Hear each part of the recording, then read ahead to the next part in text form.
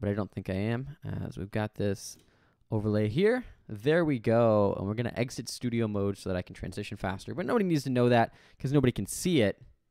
One thing I do want to change is capturing my mouse. I don't want to do that right now. But I don't know that there's a way to change it without restarting the stream.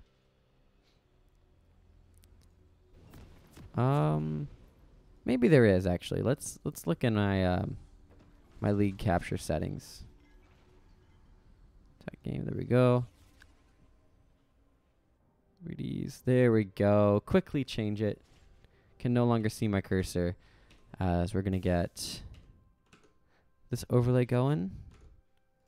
There we go. The controls, the new Spectate client, I'm not a big fan of it, honestly. There's a lot of good things that I like. I feel like this is a little bit too large. I know I can turn that down. But what I don't like is if I press A and then press A again, it goes back to the time controls. That's really annoying. It's like almost the bane of my existence right now. While I cast these games, it's very annoying. So bear with me on that because I press the A button a lot. I really like the team fight overlay that they give you in spectate mode. Is nothing's really happening here. Kind of a standard. Everybody's standing in a safe spot. I've noticed that everyone goes to this brush here where Jenna's standing early on blue side. If you guys want to start invading, everyone goes to that brush. If you can get there before they can, it's rare, but it happens. They have to take a less direct route. They actually have to have about as much of movement to get to that brush as you do to get to this brush in the river, which sounds kind of stupid, but a lot of people don't take a very good path out of the base. So it ends up really hurting them in the long run. But that could be a quick tip for an early kill if you like it. If you're on blue side and you want to try the same version, if you hug this wall here by the blue pit, they actually can't see you even if they have wards up on the top of this step, because the fog of war extends basically that whole duration. So it's really easy to sneak up on somebody. If you're playing someone like Ezreal or Lucian, you can get free Qs off. If you're playing Ashe, you can get a free W. It just makes pretty fun games. And early advantages. It's something I've been trying lately. It works, I would say, 8 out of 10 times, maybe a little bit less. It really depends how aggressively you commit to it. Today we got a triple kill out of it because everyone just poured in. Then my support and I managed to kite back to the brush and got out of it with like a flash and a heal. Out of my I healed, my support flashed, and then we got a triple kill. So we basically ended the game right there, and it ended up being a lot of fun. So that's not something I would expect to see out of these pre-made games.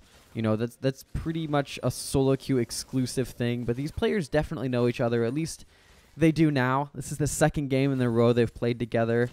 As this Jinx takes a little bit of a farm deficit pretty early on. Their trades should be pretty much won immediately by the Janna shield, though. As long as they dodge some of these glitter lances, it really shouldn't be that big of a deal.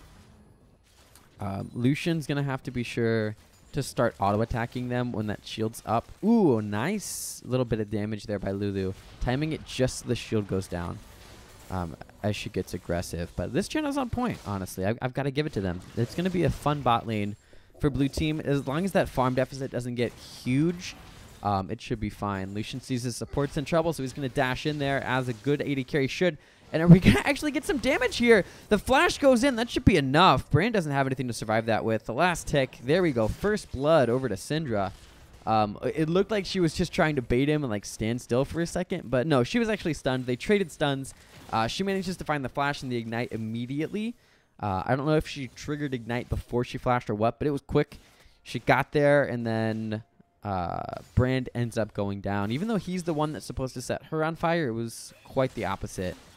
This is like Chrono Brand anyway, so he's got to set her to cold. Like Batman and Robin, except I don't think there are any bat nipples coming to kill him this time. I think it's mostly just other champions. This could be dangerous. Lucian might have to have a heal here, but they're not even going to go for it. Okay. So she hits the zap. She gets him down to like 100 health, and then she's not going to go forward again. I don't know if they're just respecting the jungler a lot or if they don't want to play that kind of aggression. Sap's going to land one more time. I'm looking for her to try to go into rocket form. But she would definitely get baited if she did. Janet doesn't have enough mana for shield and tornado. She opts for tornado, and she's going to miss it. So these guys aren't going to be able to get the kill onto Lulu unless something really stupid happens on Lulu's part. She should be able to play pretty safe. Go back to base. She might get denied a couple of minions when they start pushing in when she leaves. But up to the top lane, this is a lot of damage. Flash comes out from the cleaver. Thug Dave just trying to get back as much as he can. He's not going to have enough mana for Tongue Lash until right now. I think he's got enough now. It's usually about 80 mana. Oh, it's 50 mana. Wow. Hecarim going in here. I don't know if he's going to be able to get this kill or not. The Q spinning helicopter Hecarim takes him down. It's actually Arcade Hecarim, but, you know, we make do. So he's going to be able to get a return kill, or not even a return kill, just a straight up kill in the top lane. And Red Team takes a pretty early advantage here. They're up 1.5k gold, both in terms of farm and in terms of kills. All of their solo lanes are up. Mundo's going to teleport back in, so he shouldn't miss that many minions. In fact, he's not going to get any minions denied. As Sejuani is coming up here. She's level 4, though. Can she make anything happen? We're going to jump into the mid lane where Bran puts down some damage. He's going to flash in. He's going to get the last auto attack. The Ignite's going to go down. He can't find the return kill, or she can't find the return kill. Thug Dave actually going to be able to get out of this? Yes, he is. There we go. That's an easy peasy escape. That's when you type in GG2easy. In all chat, try to tilt your opponent. Lucian's going to dive in here, though. He's going to take a Galing... Wow. Howling Gale? I think that's what it's called. Yeah, wow. I'm losing my focus here. He's going to take a Howling Gale to the face, and it's going to basically have to call off immediately everything he was trying there. Relentless Pursuit in. Try to get the double tap on a Jinx, who just keeps denying herself CS after CS. It's honestly kind of a clown siesta over here. Nobody can actually seem to find these last minions. There we go.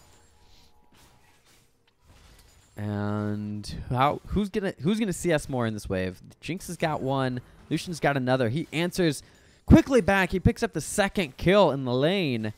And Jinx gives up her first denial. Lucian still hasn't missed one yet. I don't believe. He's on his third. He's going to get his fourth, fifth, and sixth here in just a couple of seconds. There's the double tap. He's actually going to miss it. There we go. Gets the fifth. Gets the fourth. Going to get the sixth. No, he's going to actually have to flash as he takes a lot of damage. Lucian only missing one of those CS. Jinx missing quite a few more, and that's actually how you push advantages. You know, you start getting your opponent into a position where they kind of lose their rhythm. They lose focus, they stop CSing well, and then eventually they just kind of like get tilted or something happens to them psychologically, and they end up missing a lot more CS. They deny themselves something, and then they get a little tilted. They try one bad play, poor positioning, a little bit too aggressive, and then you capitalize on it, you get the kill. And then you basically get the win after that.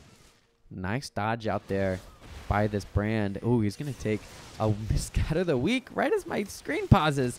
But that's not going to have enough damage. If it had one more mini to bounce to, he might have been able to take that. But it would have been very close as he throws down the Pyroclasm.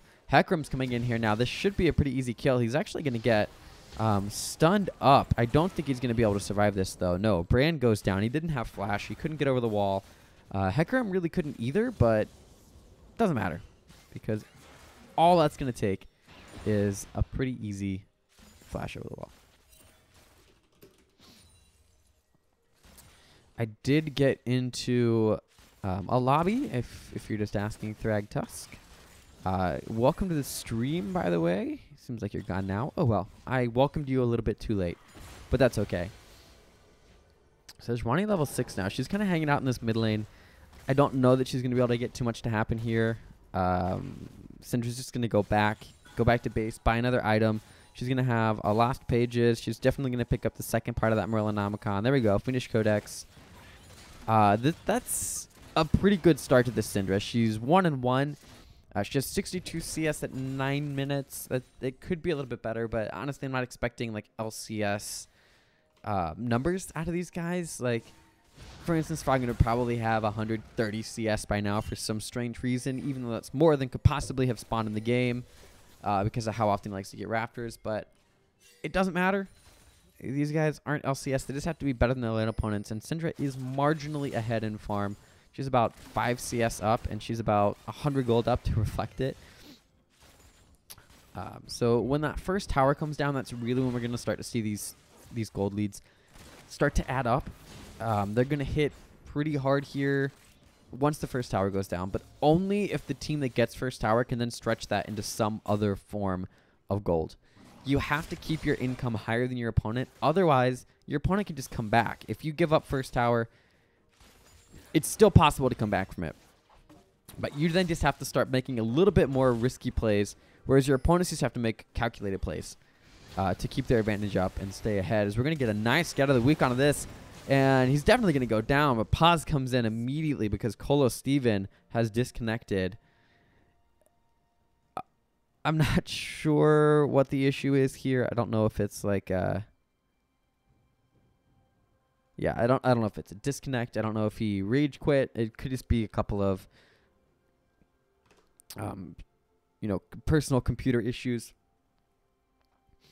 But we're going to be sure to test the waters here before he gets back in the game. I think once we see him reconnect, we'll see the unpause come out. That's usually what happens. But the game at present is kind of a standstill. You know, the tanks in the top lane are getting tankier. Mundo on a chain vest. Thug Dave on Bambi Sender. Yeah. The unpause comes in. I didn't actually see the reconnect, but clearly Sejuani's back. So no big deal there. These guys are a pre-made 5, so they probably have some voice communications going on. I'm not 100% sure, as I'm not actually in their voice chat right now. They could just not have mics. They could be in Discord but not really talking. You know, you don't really know with this level of pre-made. It's not like these guys are, you know, plat teams, pre-made 5s. Or maybe they are. I don't actually know anything about these particular teams in this game. But I would doubt it. Get that overlay over there. Out of there. Sorry. As a dive's going to be coming in here. Scout of the week missing, but that dark spear is going to hit. Hecarim diving and tanking up at the same time. And he's actually going to be able to just basically walk out of there. That last minute's going to die. Is he going to take a tower hit? Yes, he is. Is he going to take a second tower hit? No, Lucian's going to tank it for him. Kind of on accident there. And everything kind of resets. So they got Dove. That's never something you really like to see. Sejuani comes in here. She's not going to be able to do anything except for clear the minions here, but I think that's okay. She didn't want to do anything except for clear the minions, honestly. That's the best way to defend against a tower push. You just want to farm the wave as quickly as you can. You want to clear it, push it, get them out of the tower range so that they can't dive you.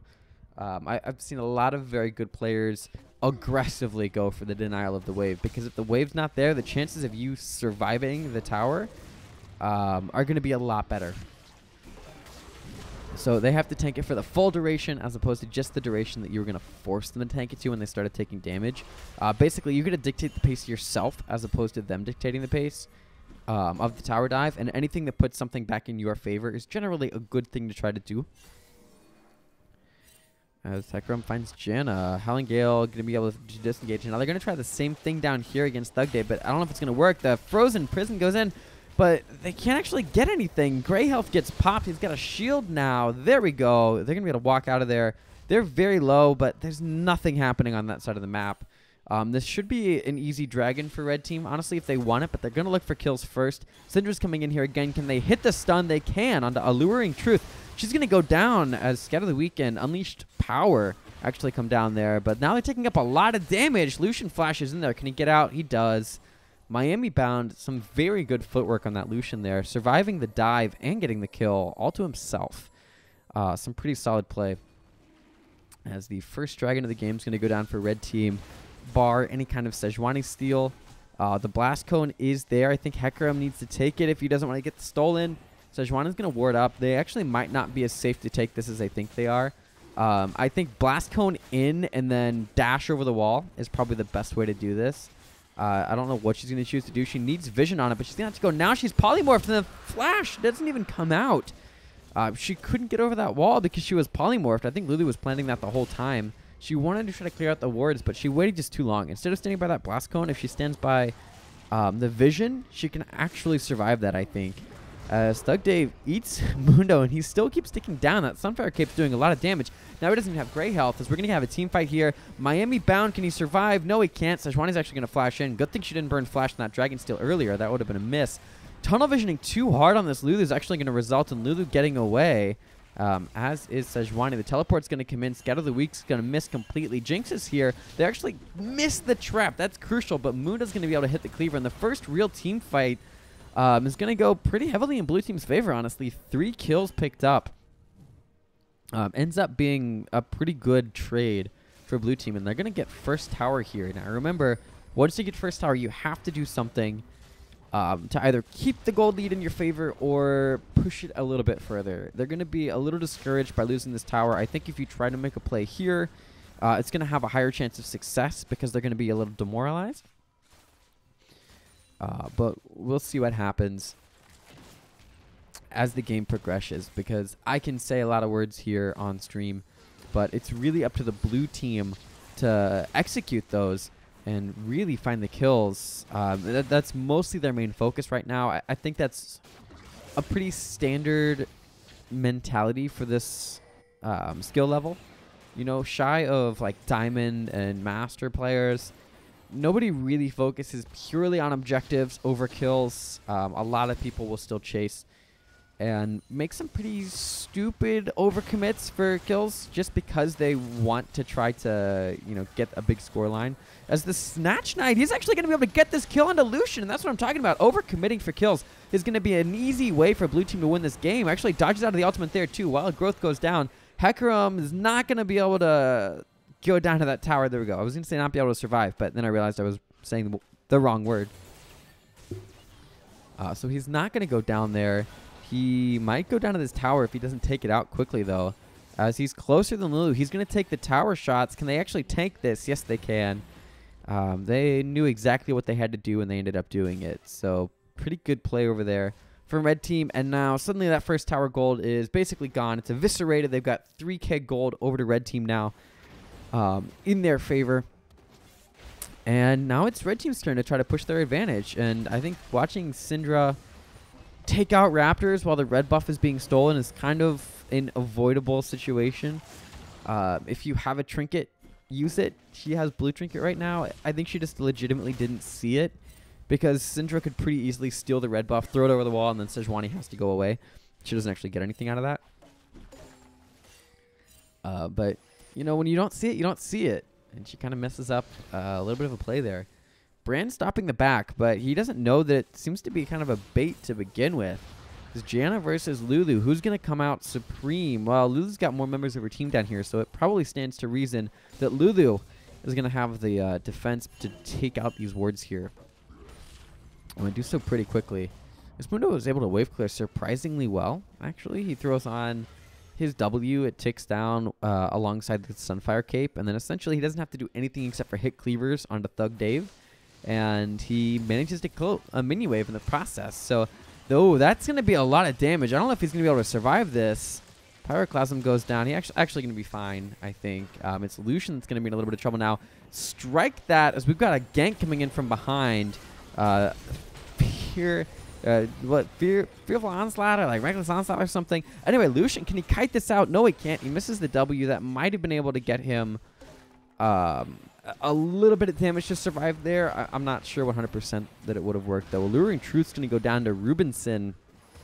And pretty quick kills coming down here from red team. They're really trying to push this advantage, and they've actually done a good job. They've gained 1k extra gold than the blue team has in the last few minutes, as Snatch Knight's going to go down yet again, but it's actually going to be a trade kill. There we go. Now the red buff's going to be taken over by Syndra. She's going to throw it. Can she actually take this, though? It seemed like it's obviously going to reset in just an instant. No. She kind of messes up there. Throwing it and then not actually being able to get that. If she layered it perfectly with her spear, her sphere being thrown down, I think that would have been just enough damage. I've done it a dozen times. I should be able to tell you for sure, but she would have been able to take it. Or at least stand a better chance of taking it. And we've got a little bit more time now. We're looking at this build. Lucian deciding to go with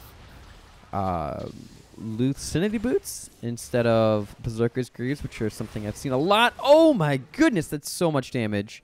You get hit with one Scatter of the Weak, and you're absolutely going to die.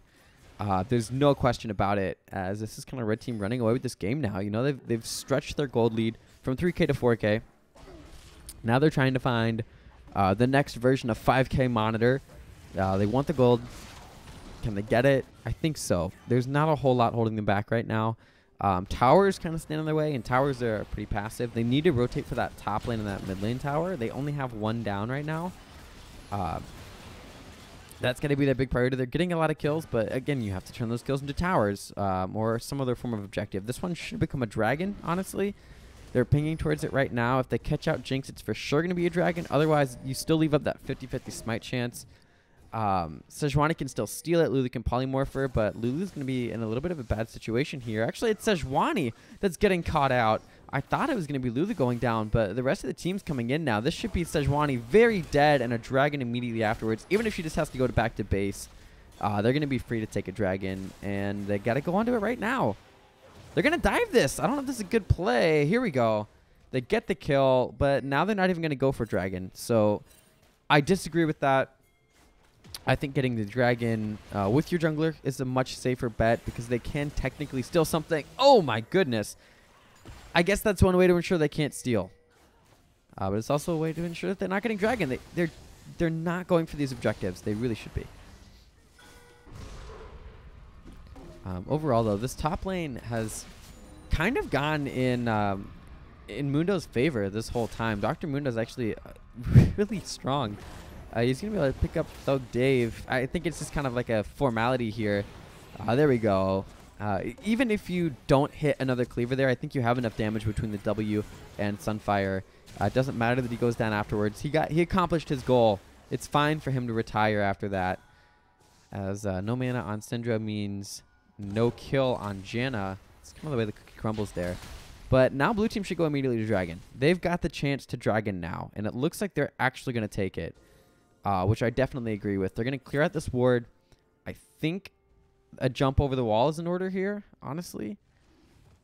Why is nobody going for these objectives? I'm a little upset with the choices these guys are making in terms of playing around the dragons, playing around, you know, free towers all over the place. If they would just group up, they've got 2 free towers, one on the top lane, one on the bot lane, or sorry, one on the top lane, one on the mid lane. And then from there, you can start working on those tier 2 towers, which are a lot more difficult to get to, but you actually have the ability to do it. As this Ocean Dragon's finally going to be picked up about 4 minutes after the first time it should have gone down. But they're clearing out these wards. Sejuani on the wrong side of the map, kind of caught with her pants down here. There's not going to even be a smite attempt. Jinx probably not going to throw a rocket here. It's not worth it for an Ocean Dragon. Oh, she does throw a rocket. It's not going to hit anything, and then Lucian's going to follow up immediately with a lot of damage. Blade of the Rune King going down. He's trying to hit all of the coal into her, or the coaling, sorry, but it's not going to find it. As Runons comes in, that's going to be an awful lot of damage. Janna ult coming out a little bit too late to actually stop that. As soon as he ulted in, it needed to be removed immediately. Janna opted not to do that. She does flash. She should be able to survive here. Lucian's going very low. Brand's coming in as well, actually. Hecarim, he's gonna be in a tough spot now. Can blue team actually get this kill? He's a very fast little horsey, and he's gonna run away. That was all a distraction anyway. They got a kill in the mid lane. Now they've collapsed. Rubinson absolutely tearing it up on the Syndra right now. 9-1-3. Hecarim 14-2-2. So he's got an 8 KDA. Syndra has a 12 KDA. Clearly the carries of this team right now, but Lulu not doing too bad for herself either. She has a 9 KDA, kind of puts herself right in the middle ground there. Oh, they stop it for a second. A little bit of a cheeky shield there. I don't know if that actually messed up. It might have actually hurt them a little bit, giving somebody a solo goal when they shouldn't have. But Snatch Knight's going to be caught up here. Wild Growth goes in as well. Nobody has ultimates out of this team. So they're just going to go down. Double kill from Hecarim. And now they need to turn immediately onto Baron. At least putting down some wards down. At least getting some wards down on it. They have enough members up there. They're not going to be able to get this siege very easily, if at all. So they have to be careful. They're looking for kills. If they can get the consume, I guess they might be able to find it. The Tongue Lash getting dodged out. He's not going to get stunned up. But Hecarim wants this. Instead of just focusing the inhibitor towers here like they probably should be, he's going to opt for it anyway. He finds it onto Sejuani. Mundo is going to be in a lot of trouble now. And suddenly, instead of Baron, that they are honestly probably considering the end. I don't think they're going to be able to get that at all. Baron here is definitely the smarter call, especially with Jinx recalling and especially with Sejuani down for 22 seconds. We'll see what they do. They've got a low enough health bar. They've got low enough health bars that I assume they're probably just going to go back to base. And then speed back towards Baron. But Mundo's going to be up in 22 seconds now. I don't know if that's going to be enough for them to do anything off of it. Sejuani's still going to be there, so the smite still might be a potential. So they're probably going to call off of Baron from this play. Just sort of predicting what I think might happen here.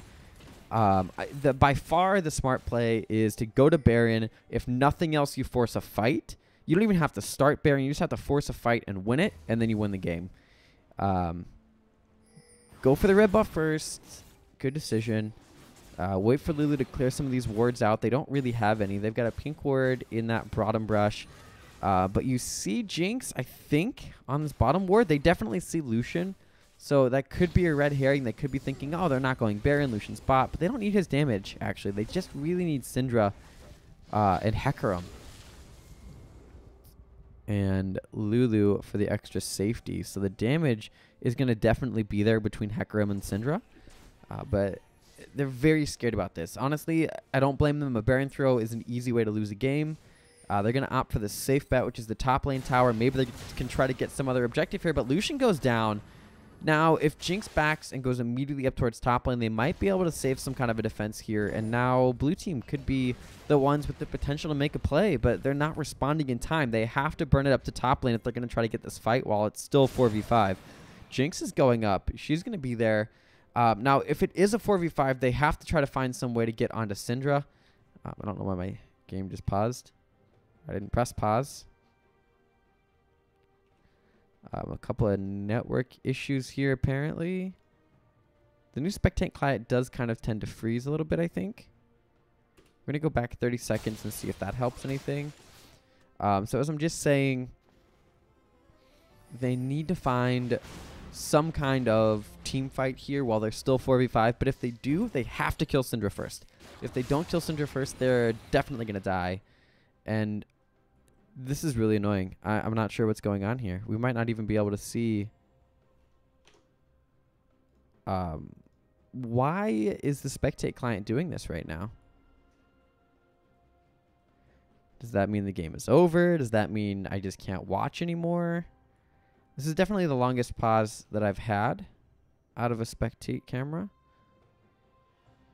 But I guess we can try to start analyzing some of these positions here. So they're going to go in. Noopy and Colo Steven. Noopy and Mundo are going to be...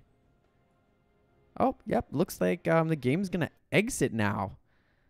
That's really annoying. We're going to get at least these post-game stats. I would hope. There we go. So we get the post-game stats. I guess kind of a difficult thing there to actually see. I'm assuming that red team won, presumably off of the back of that team fight. They looked like they were posturing really aggressively, but with the wrong kind of aggression, because Brand was basically right in the front line with his tanks. I'm going to see if I can find out.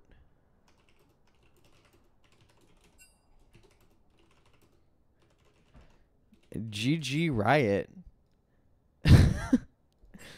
That's sad. I was really looking towards that last team fight there. But again, I'm going to assume here that red team probably won. I don't think that they had the ability to win that team fight the way they were positioned. They had Mundo and Brand that were going to hit that line first. I don't think that's enough to do.